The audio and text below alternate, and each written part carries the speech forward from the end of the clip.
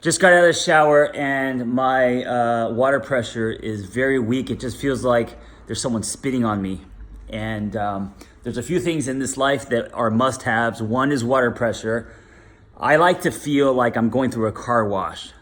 And then thread count. You need expensive sheets. It's about the little things, right? So, well, they don't have to be expensive. They just can't feel like plastic, your sheets, right? Jack Kornfield has a quote. He says, when we're lost in desire, our heart closes. And this quote speaks to me because besides height and humor, one of the things that I lack is discipline, especially when it comes to things that I put into my mouth. Get your mind out of the gutter. Food. Well, actually, I'm an extremist, so anything pleasure seeking, I have a hard time disciplining myself. And I think part of it is just, I have addiction in my blood. My dad was an alcoholic. My mom's dad was an alcoholic. There's a lot of addiction in my family tree. And I think I like living on the edges. I'm impulsive. I'm sometimes, I wouldn't say reckless, not anymore, not at my age, but I'm definitely impulsive and I struggle with discipline. And so I want to talk about discipline. Maybe you guys can relate. Not discipline, desire. Okay, so we all have desire. That is a natural thing. It is a good thing. If your parents didn't have desire, you would not be born today, right? So we all have desire, and desire is what makes us not only procreate, but it's also what makes us build things, right? The fire in our belly, the desire to make our dent, all that stuff. I think that desire can be healthy, of course, but it can also be unhealthy.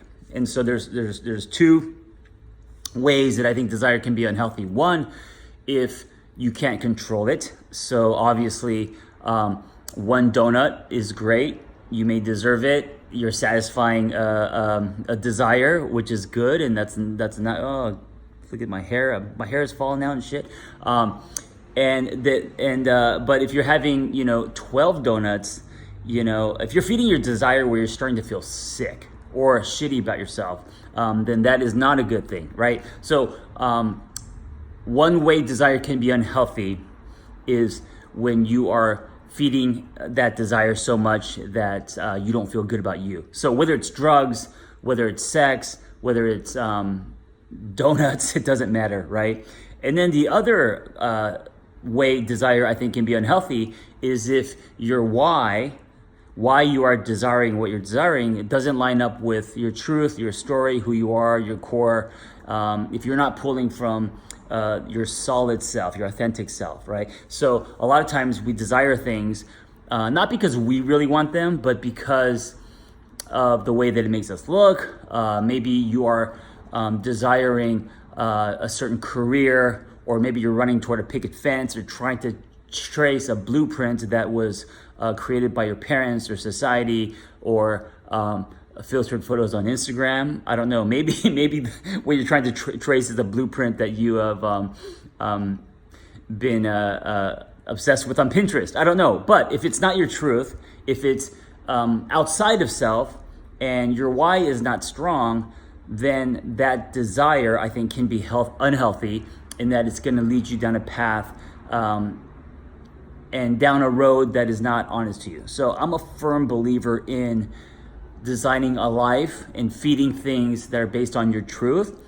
And also, your truth today can be different than your truth was, 2 weeks ago, right? So it's whatever your truth is today. If those desires are honest and they're real and they line up with who you are, then I think those are healthy, and you should push the gas pedal. And I'm not talking about food and drugs and all that. I'm talking about what you want in this world, what you want to build, the relationships you want to build, the dent you want to make, all of that. And then when it comes to pleasure desire, like food, also like exercise, a lot of people get the dopamine from that natural high from exercise, which I think is great. And that is a good, healthy desire until it isn't, until you're hurting yourself, until you're losing relationships, until you actually live in the gym and have no other life. So I think that, and listen, I know if you're competing for something, if you're training for a marathon, of course, because that's temporary and that's okay. I think that of course can be healthy. But if you start to lose your sense of self and you hang everything on that desire, that could also be unhealthy. So ask yourself, what are some desires that you are feeding that may be unhealthy? Are you feeding your desires too much where you feel shitty about yourself? Are you desiring something for the wrong reasons? So think about the areas of your life, career, work, relationships, friendships, all of that, right? Your relationship with yourself, and think about how desire is starting to, if too much or dishonest, is starting to close your heart. And I like, when Jack Kornfield says close your heart, what I get from that is you're closing your truth. I think our truth, lives in our hearts and in our souls. So when you are closing that because your desire overcomes or eclipses who you are at your core, then I think then that's suffering. I think that's when you're powerless, right? That's when the world or things external has power over you. So my dance with desire back in the day, one of the reasons why I was such a miserable fuck is because my desire caused me to close my heart. So the desire that I had to, become this person or create this, have the things, especially living in Los Angeles and being programmed that money equals success and happy and all that, and chasing after this kind of plastic dream, right? The rainbow made of Coca-Cola. That desire was so big that I totally lost my sense of self, and